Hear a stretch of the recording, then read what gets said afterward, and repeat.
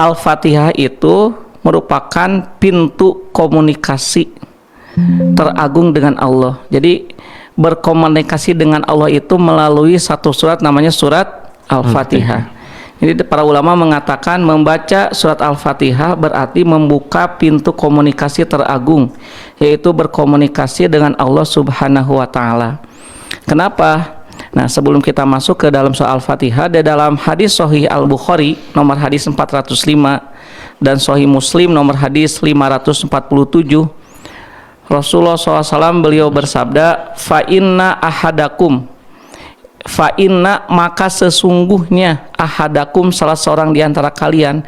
Ini menggunakan kata inna. Inna itu dalam bahasa Arab disebutnya harfu nasbin wa taukid, huruf untuk membuat kata setelahnya dibaca a, makanya dibacanya ahada. Dan yang kedua taukid. Taukid itu artinya penguat, penekanan ya. Wal asri innal insana lafi khusrin, demi masa sesungguhnya. Nah, itu artinya penekanan benar-benar. Nah, Rasulullah dalam hadis ini menggunakan lafaz inna. Inna sesungguhnya artinya benar-benar. Ahadakum salah seorang di antara kalian idza qoma, apabila qoma berdiri, fi sholatihi di dalam sholatnya. Maksudnya di sini menegakkan sholat. Apa sabda Rasulullah? Fa innahu, maka sesungguhnya dia yang sedang berdiri dalam sholat itu yunaji robbahu. Yunaji itu artinya sedang bermunajat, robbahu kepada Robnya. Jadi Nabi kemudian mengungkapkan, menyatakan dengan pasti dan tegas bahwa ketika kita sedang sholat, kita ini sesungguhnya sedang yunaji. Yunaji itu artinya bermunajat. Apa makna munajat dalam hadis ini? Yunaji itu artinya dialog pribadi dan langsung dengan Allah. Jadi yang namanya munajat itu adalah menghadirkan hati, kerendahan jiwa, dan kesan penuh bahwa Allah sedang mendengar dan merespon apa yang kita sampaikan. Bahkan munajat itu kalau kita lihat secara bahasa ya, dalam bahasa Arab berasal dari kata naja, naja yunaji, artinya adalah percakapan rahasia, pelan, intim, khusus antara dua pihak. Jadi yunaji itu artinya rahasia dan dekat, seperti berbisik penuh keintiman. Makanya nanti di dalam Al-Quran, misalkan surat An-Najm ayat 10, ketika Allah mengungkapkan tentang kisah Musa, wa idna ja Musa robbahu, dan ketika Musa bermunajat kepada Robnya. Nah, itu artinya munajat. Secara istilah yang disebut dengan yunaji itu percakapan batin dan lisan seorang hamba dengan Robnya dalam keadaan penuh khusyuk, tunduk, dan harap. Jadi ketika kita sholat, kita itu sedang benar-benar bermunajat. Bermunajat itu bukan sekedar berbicara biasa, tapi pembicaraan yang sangat rahasia, khusyuk, penuh kedekatan. Antara kita dengan Allah itu amat sangat dekat, Kang. Jadi nanti di dalam bahasa Arab ya, berbicara itu nanti bisa diungkapkan dengan berbagai macam kata. Misalkan ada yunaji, ada yukallimu, kallama, yukallimu juga artinya berbicara. Haddasa yuhaddisu, berbicara. Qala yaqulu, berbicara. Nah, kenapa ketika Rasulullah mengungkapkan bahwa ketika seorang hamba sholat itu yang digunakan bukan yukalimu, bukan yuhadisu, bukan yakulu? Apa tuh bedanya? Nah, ini ada perbedaan. Jadi pemilihan kata yang dipilih adalah yunaji, itu menunjukkan penekanan makna yang sangat dalam. Artinya bahasa tertingginya gitu, kata tertingginya itu, gitu betul. Ya. Kita satu-satu bahas ya, Kang ya. Iya. Kalau yakulu artinya mengucapkan. Ini ucapan yang umum, bisa kepada siapa saja, kapan saja, bisa keras, bisa pelan, bisa bentuknya perintah, bisa bentuknya pertanyaan. Itu namanya yakulu. Kul, katakanlah, nah, perintah kan? Perintah. Nah, ini bisa bentuknya satu arah. Misalkan kita aja yakulu, berbicara gitu ya, seorang imam sedang berbicara, dia saja yang berbicara. Bisa juga ada dua lawannya arah, gitu ya. Ya, dua arah. Nah, segala bentuk ucapan ini yakulu, ini lebih umum. Kalau yuhadisu artinya menyampaikan cerita, menyampaikan isi atau konten. Ini hanya satu arah kalau yuhadisu. Jadi dia mengabarkan tentang cerita, makanya disebutnya hadis. Satu arah, menyampaikan kisah atau kabar. Kalau yukalimu berbicara langsung, formal, jelas dan langsung, ini hanya dua arah. Dialog Nabi dengan Allah, yukalimu wa kalamallahu Musa takdiman. Jadi langsung. Nah, tingkat yang paling tinggi dalam komunikasi Al-Quran itu namanya yunaji, munajatnya. Munajat ini tidak pembicaraan yang dilakukan dengan berbisik, kan, pelan, penuh dengan kehusuan, hubungan spiritual, hubungan pribadi hanya kita dengan Allah, dua arah, dan ini hanya dilakukan dalam sholat saja. Jadi munajat itu adalah tingkat tertinggi komunikasi kita sebagai hamba dengan siapa? Dengan Allah. Makanya orang yang munajat pasti akan melibatkan hatinya. Jadi ketika dia sholat itu dia harus menyadari secara penuh, sadar penuh. Kalau istilah psikologi namanya mindful. Mindful, sadar utuh, hadir penuh bahwa kita ini sedang dekat sekali dengan Allah Subhanahu wa ta'ala. Itu namanya yunaji. Jadi bisikannya bisikan hati. Ketika kita sholat itu harus hati kita ikut. Perasaan, pikiran, gerak badan kita ini sedang bermunajat. Bukan sedang berbicara, kan, tapi sedang bermunajat. Yunaji Rabbah. Nah, ini adalah berita gembira dari Rasulullah SAW bahwa kenapa sholat itu merupakan ibadah tingkat tinggi. Salah satu diantaranya karena sholat itu adalah ibadah yang membuat kita yunaji, bermunajat kepada Allah Subhanahu wa ta'ala. Makanya dalam sholat seorang mukmin tidak sekedar membaca, tapi sedang berdialog dengan Allah, dan Allah langsung menjawabnya. Taunya dari mana? Ketika kita membaca Al-Fatihah, nah ini, maka pada saat itu Allah menjawab ucapan kita. Sehingga kenapa Rasulullah SAW itu dikisahkan oleh Aisyah radhiyallahu anha, Rasulullah itu apabila beliau sholat, beliau itu sholatnya sangat lama sekali, karena beliau sedang menikmati munajat dengan Rabbnya, dengan yang maha dicintai.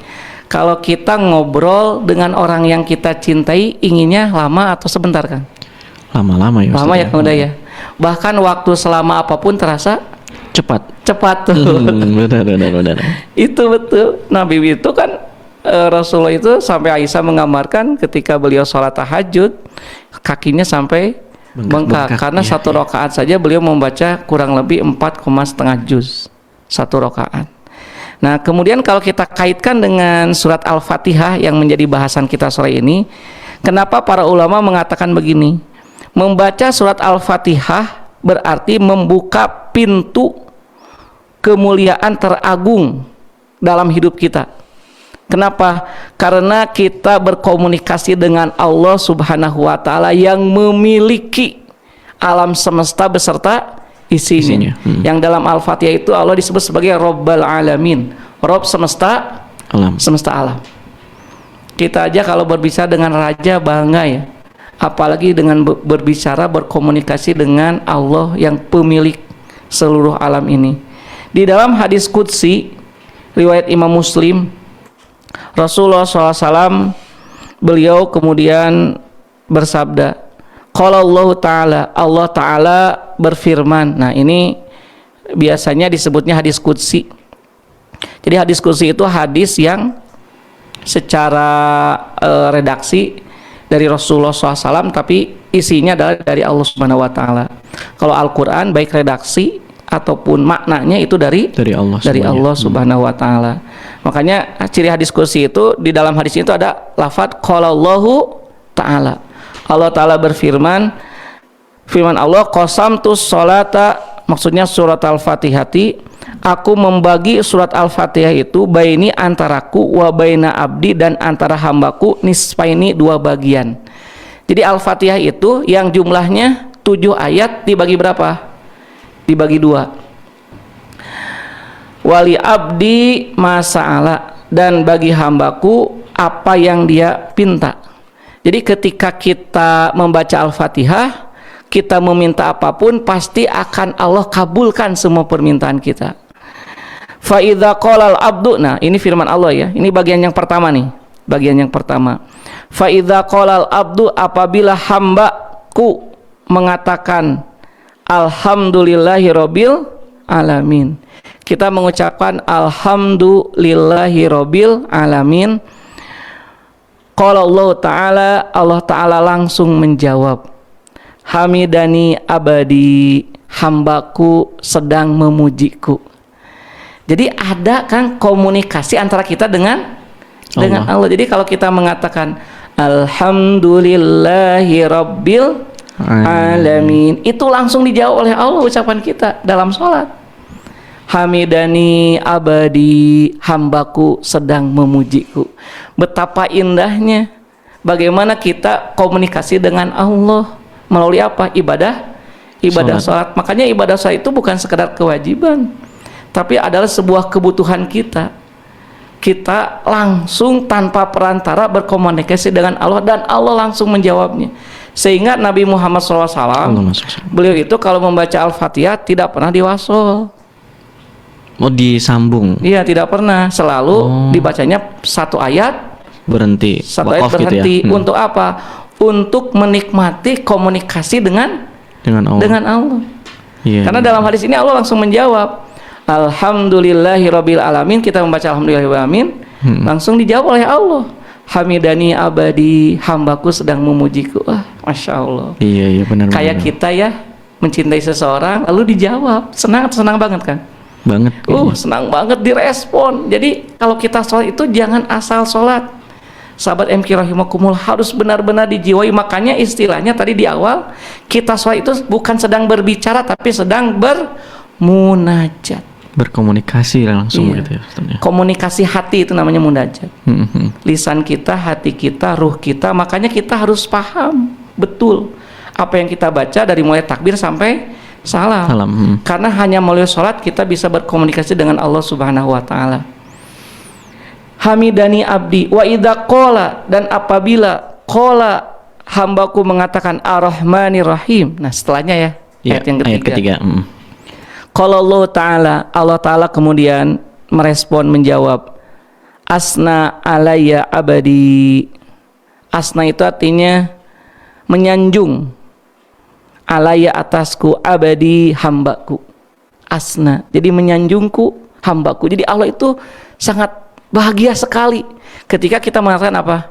Ar-Rahman Nir-Rahim. Asna alayya abadi, hambaku sedang menyanjungku.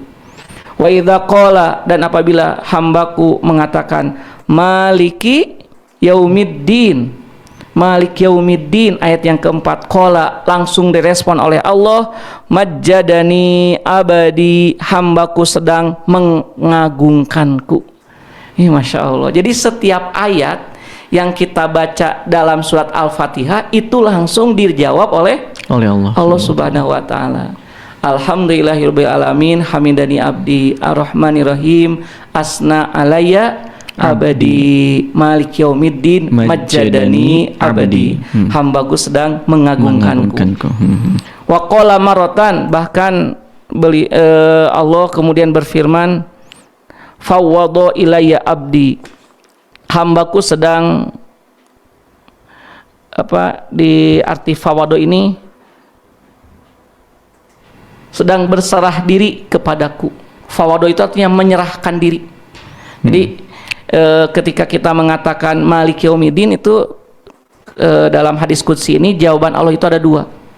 Ada majjadani abdi, hambaku sedang mengagungkanku. Ada fawwadu ilayya abdi, hambaku sedang menyerahkan dirinya sepenuhnya kepada Allah Subhanahu wa Ta'ala. Karena kan kalau Malik Yaumiddin itu artinya kaitan dengan Allah akan menghisab dan Allah akan mempertanggungjawabkan semua amal yang kita lakukan selama di dunia, kita hidup di dunia. Makanya kalau kita mengatakan Malik Yaumiddin, Allah itu akan menjadi hakim dan Allah akan memutuskan dan akan mengadili semua perbuatan kita. Makanya di sini Allah menjawab fawwadu ilayya abdi, hambaku sedang menyerahkan urusannya kepadaku. Nah ini Kang bagian yang pertama. Mm-mm. Jadi bagian yang pertama itu adalah kita memuji Allah. Alhamdulillahirabbil alamin, Ar-Rahmanir-Rahim, dan Maliki Yaumiddin. Nah, kemudian bagian yang kedua, kan tadi Al-Fatihah itu ada dua bagian ya. Betul. Bagian yang pertama dan bagian yang kedua. Nah, bagian yang kedua, bagian yang pertama ini adalah hak Allah. Bagian yang kedua adalah hak kita. Fa idza qala, maka apabila hamaku mengatakan iyyaka na'budu wa iyyaka nasta'in, hanya kepadamu kami beribadah dan hanya kepadamu kami memohon pertolongan. Qala, langsung Allah merespon, hada baini wa baina abdi, ini antaraku dan antara hambaku, wali abadi masa'ala, dan bagi hambaku apapun yang dia pinta pasti akan aku kabulkan. Masya Allah. Jadi ketika kita memohon apapun pada Allah dengan kita mengatakan iyyaka na'budu wa iyyaka nasta'in, maka tidak ada masalah yang kita hadapi, pasti Allah akan menyelesaikannya. Tidak ada doa yang kita panjatkan pada Allah, pasti Allah akan mengabulkannya. Tidak ada permohonan yang kita mintakan pada Allah agar Allah mengampuni dosa-dosa kita, pasti Allah akan menghapusnya. Wali abdi masa'ala, ini kabar gembira kan? Betul. Dan bagi hambaku apapun yang dia pinta akan aku penuhi. Tapi syaratnya kita harus benar dulu ibadahnya, karena mendahulukan dulu na'budu sebelum nasta'in kan. Iya. Iyyaka na'budu wa iyyaka nasta'in. Nah, salah satu di antara hikmahnya kenapa didahulukan dulu na'budu sebelum nasta'in, artinya sebelum kita memohon kita harus memperbagus dulu ibadah kita. Harus tahu diri dulu ya. Tahu diri dulu, ibadah dulu. Jadi makanya kalau kita berdoa kemudian doa kita belum kunjung dijabah, sebetulnya kita harus mengoreksi diri, muhasabah kepada diri dan melihat diri apakah ibadah kita ini sudah benar kepada Allah atau belum. Jangan-jangan kita rajin sholat tapi sholatnya ria. Jangan-jangan kita rajin saum tapi saumnya masih tercampur dengan dosa-dosa yang lain seperti ghibah dan lain sebagainya. Jangan-jangan kita menghafal Quran, mempelajari agama itu semata-mata karena ingin disebut ahli ilmu. Makanya iyyaka na'budu, murnikan dulu peribadahan kepada Allah. Kenapa harus didahului iyyaka dulu? Artinya hanya pada Allah saja kita beribadah, tidak pada yang lain. Di situ ada keikhlasan. Iyyaka itu hanya pada Allah kita beribadah. Nah, kemudian fa idza qala ihdinas siratal mustaqim. Nah, ini digabungkan ya, ayat yang ke-6 sampai dengan ayat yang ke-7. Fa idza qala ihdinas siratal mustaqim siratal ladzina an'amta 'alaihim ghairil maghdubi 'alaihim waladdallin. Qala, maka Allah kemudian menjawab hadali abdi wali abdi mas'ala. Jawabannya sama. Ini untukku dan untuk hambaku apa yang dia pinta. Karena kan di sini kita memohon permintaan hidayah kan? Betul. Ihdina, ya Allah tunjukkanlah kami as-sirata al-mustaqima, ke jalan yang lurus. Apa jalan yang lurus itu? Nah, di ayat yang ke-7-nya langsung diberitahu oleh Allah, yaitu jalannya orang-orang yang telah Engkau beri nikmat. Siratal ladzina an'amta 'alaihim, maksudnya siapa? Para nabi, siddiqin, syuhada, dan orang-orang yang sholih, mereka yang taat pada Allah dan Rasulnya dan kemudian menjalankan ibadah. Ghairil maghdubi 'alaihim, bukannya jalannya orang-orang yang Engkau murkai. Nah, orang yang maghdub ini adalah punya ilmu tapi tidak diamalkan, yaitu Yahudi. Waladdallin, dan bukan pula jalannya orang-orang yang sesat, beramal tapi tidak menggunakan ilmunya, yaitu orang-orang Nasrani.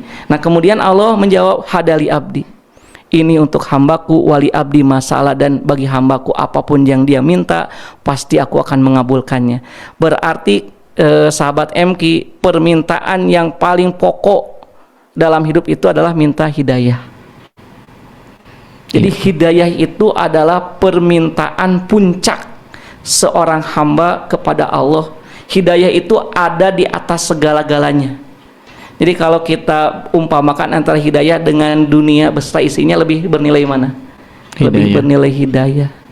Buktinya Fir'aun punya kuasa, punya apa?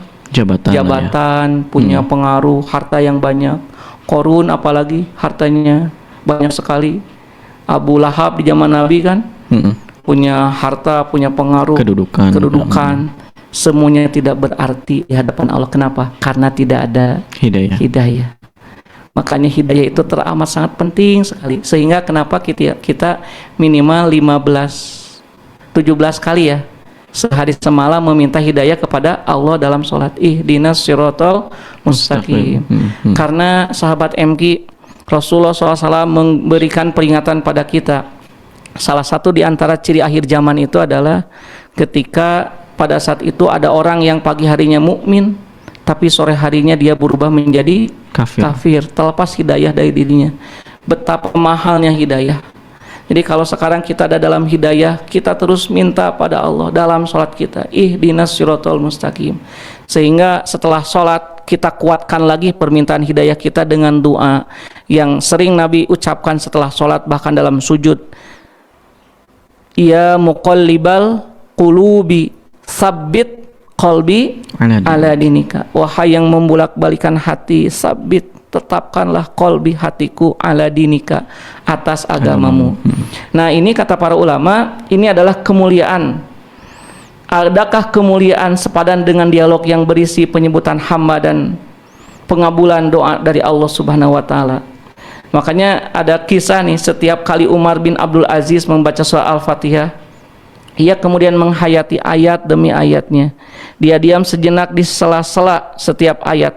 Ketika ditanya, beliau menjawab, aku ingin menikmati jawaban Robku. Dalam kitab Amru Al-Khalid, Khawatir Al-Quraniyah. Jadi Umar bin Abdul Aziz itu, beliau kalau membaca Al-Fatihah itu Alhamdulillahirabbil alamin. Ada henti sejenak, beberapa detik gitu. Ketika ditanya kenapa berhenti sejenak, kata Umar bin Abdul Aziz ini, beliau mengatakan aku ingin menikmati dialog dengan Robku. Nah, inilah di antara keutamaan surat Al-Fatihah yang tidak ada keutamaan ini kecuali hanya ada dalam surat Al-Fatihah. Bentuk komunikasi tertinggi kita dengan Allah Subhanahu wa taala. Nah, kemudian fadilah selanjutnya dari surah Al-Fatihah. Surah Al-Fatihah ini merupakan simpul kebaikan masa. Masa itu artinya waktu ya. Waktu terkait waktu dunia dan akhirat.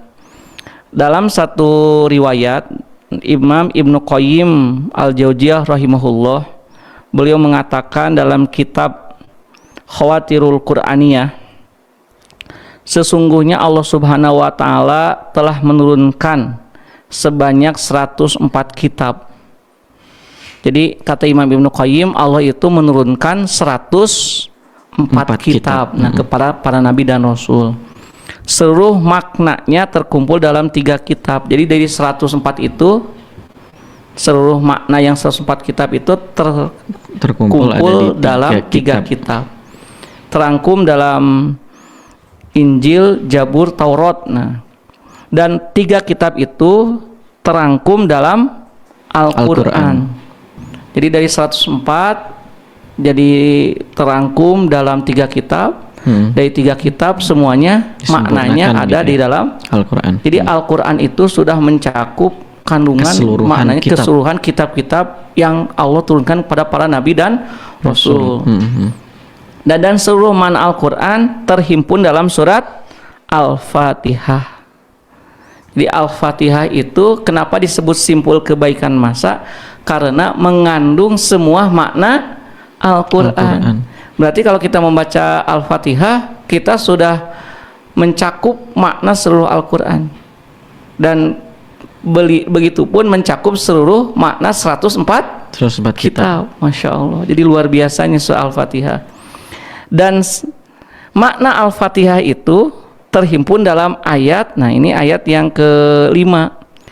Iyyaka na'budu wa iyyaka nasta'in.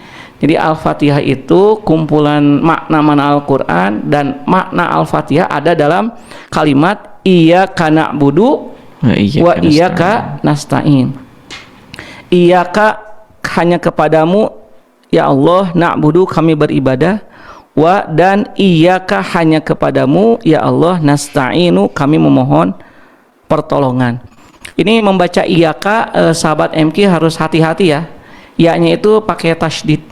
Jadi harus ditekan iyyaka.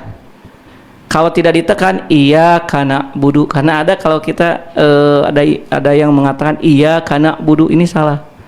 Kalau tidak ditasydid iya kana budu itu mananya matahari. Wah.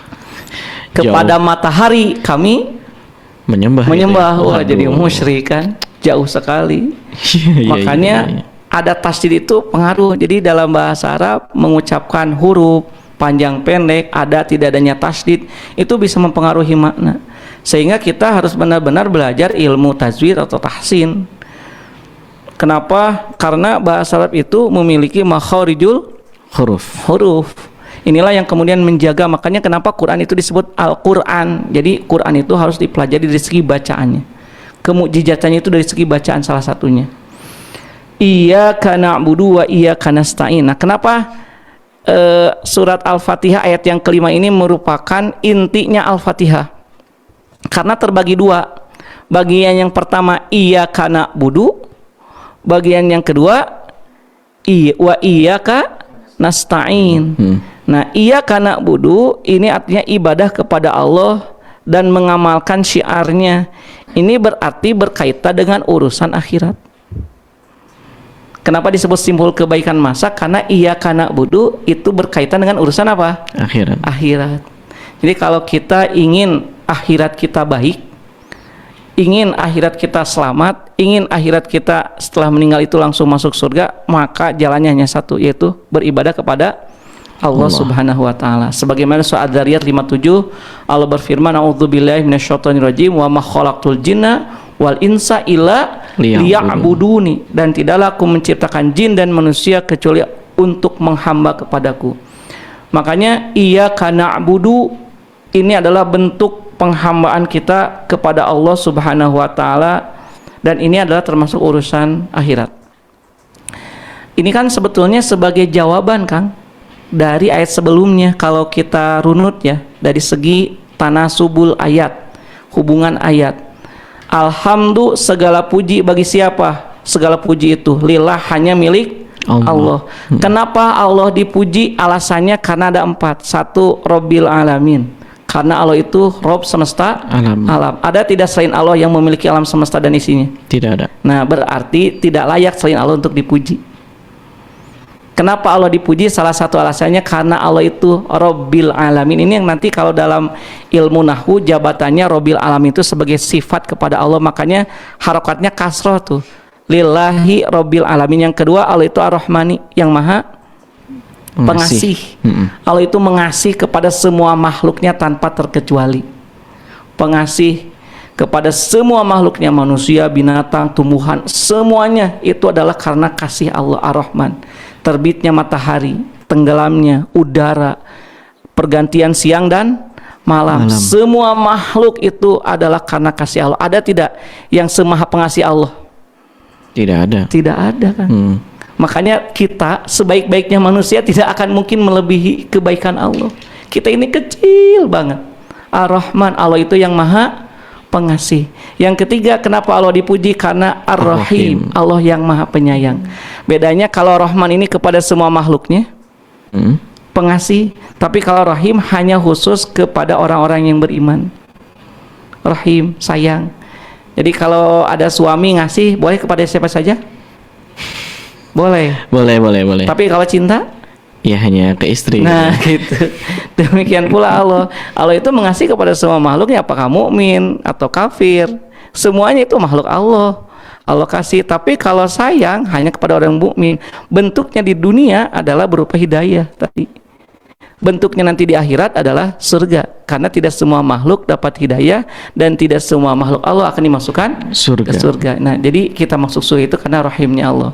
Nah, yang keempat, kenapa Allah dipuji? Karena Maliki Yaumiddin. Allah itulah yang memiliki hari pembalasan. Allah yang akan menjadi hakim, akan yang mengadili seadil-adilnya. Orang yang dizalimi akan diberikan pengadilan yang benar nanti di akhirat. Makanya jangan sedih kalau kita merasa di dunia ini terdolimi, jangan sedih.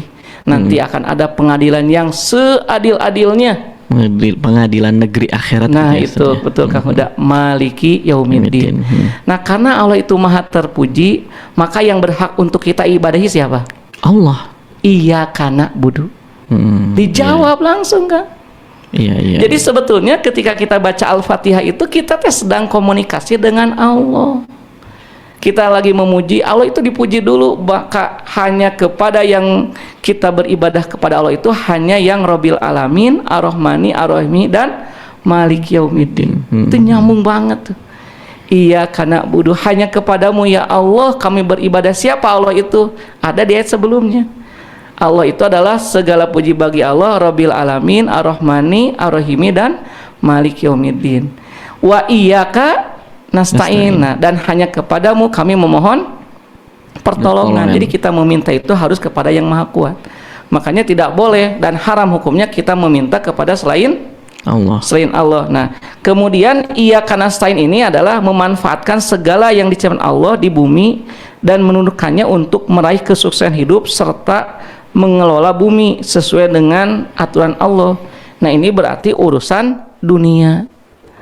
Jadi surat Al-Fatihah ayat yang kelima ini menggambarkan hubungan yang harus seimbang antara urusan akhirat dengan urusan dunia. Jadi kenapa para sahabat Rasulullah SAW mereka menjadi orang-orang yang sukses, bahkan menjadi generasi terbaik? Khairul qurun qarni, sebaik-baik generasi sabda Rasulullah adalah generasiku, maksudnya generasi sahabat. Karena para sahabat itu benar-benar memahami makna surat Al-Fatihah ayat yang kelima. Iyyaka na'budu wa iyyaka nasta'in. Iyyaka na'budu adalah terkait dengan urusan akhirat, wa iyyaka nasta'in adalah terkait dengan urusan dunia. Jadi para sahabat itu memahami ayat tersebut dan mengaplikasikannya dalam kehidupan sehari-hari. Kedua pokok bahasanya dalam kehidupan. Oleh karena itu mereka memimpin dunia, meraih sukses di dunia dan di akhirat. Jadi antara urusan akhirat dengan urusan dunia. Nah, kita kadang-kadang tidak seimbang. Ada yang terlalu menyibukkan urusan dunia sampai lupa urusan akhirat. Ada juga yang fokus urusan akhirat, dunianya ditinggalkan. Nah, para sahabat itu benar-benar fokus. Ketika mereka malam hari mereka benar-benar beribadah kepada Allah. Tapi ketika mereka bermuamalah dengan sesama makhluk Allah, mereka bermuamalah dengan sangat totalitas sekali. Nah, inilah kenapa akhirnya surat Al-Fatihah disebut sebagai simpul kebaikan masa yang mana? Masa dunia dan juga masa akhirat. Jadi iyyaka na'budu wa iyyaka nasta'in itu merupakan gambaran bagaimana kita menghamba kepada Allah, benar-benar menjadi hamba Allah. Yaitu hamba Allah itu artinya yang hubungan dengan Allahnya bagus dan hubungan dengan manusianya bagus. Makanya nanti kata para ulama, orang yang bertakwa itu adalah orang yang menjaga hubungan dengan Allah dan menjaga hubungan dengan sesama manusia. Hablum minallah dan hablum minannas. Tidak disebut orang yang takwa dia rajin tahajudnya tapi istrinya tersakiti, anaknya diabaikan. Nah, itu tidak disebut takwa. Tidak disebut orang yang takwa kalau dia rajin saum, rajin sholat berjamaah tapi punya utang nggak dibayar. Tidak disebut orang yang takwa kalau dia rajin baca Quran, bahkan dia hafidz Al-Quran tapi lisannya senantiasa suka menggibah, lisannya tidak terjaga. Makanya orang yang takwa adalah orang yang hubungan dengan Allahnya bagus, hubungan dengan manusianya bagus. Bahkan sebetulnya kan kalau kita simpulkan ya, apa ciri bahwa hubungan kita dengan Allah bagus? Cirinya adalah kita bermuamalah dengan manusia bagus. Kan Nabi Muhammad itu secara sederhana innama buistu liutamima makarimal akhlak. Aku ini diutus untuk menyempurnakan akhlak yang mulia. Jadi kalau kita sholat kita bagus, hubungan kita dengan Allah bagus, buahnya itu adalah akhlak yang mulia. Jadi kalau kita ingin mengetahui apakah sholat kita ini berkualitas atau tidak, lihat saja akhlak kita. Kalau kita rajin sholat, rajin saum, rajin beribadah pada Allah, intinya ya hubungan dengan Allah, tapi belum juga melahirkan akhlak yang mulia, kata-katanya masih menyakiti yang lain, berarti belum benar hubungan kita dengan Allah. Jadi itu sebagai standar. Orang yang sholat tidak mungkin dia akan menyakiti orang lain. Inna sholata tanha anil fahsya'i wal munkar. Nah ini yang kadang-kadang jarang disadari. Jadi Yang penting, pemaknaannya iya, itu yang tadi penting begitu, saya mah Ustaz, ya. sholat tapi masuk kerjanya kesiangan. Yang penting saya mah ada sholat saum tapi dia tidak profesional ketika dia bekerja. Nah ini dia berarti tidak betul sholatnya. Kan sholat itu harus tepat waktu, dilakukan berjamaah. Artinya sholat itu harus menggambarkan akhlak dia dalam kehidupan sehari-hari. Nah sahabat itu memaknai Al-Fatihah ayat yang kelima itu begitu. Kita sekarang ini dipisah-pisah antara ibadah sholat dengan kehidupan sehari-hari itu seolah-olah sesuatu yang berbeda. Padahal sebetulnya itu adalah ada hubungannya. Kita belum disebut sebagai ahli sholat kalau istri kita belum menaruh hormat pada kita, gitu kan. Jadi orang yang benar sholatnya mah pasti ke istrinya lembut. Orang yang benar sholatnya ke anaknya itu penuh kasih sayang, menebar senyum. Orang yang benar sholatnya pasti ke tetangganya ketika dia bekerja, bermuamalah dengan siapapun yang dia temui itu senang ketika dia datang. Makanya kalau di Darut Tauhid ini Al-Agim itu kepada jamaah ya, kepada santrinya menerapkan 5S dalam muamalah itu: senyum, salam, sapa, sopan santun. Itu kan salah satu di antara adab yang harus diamalkan.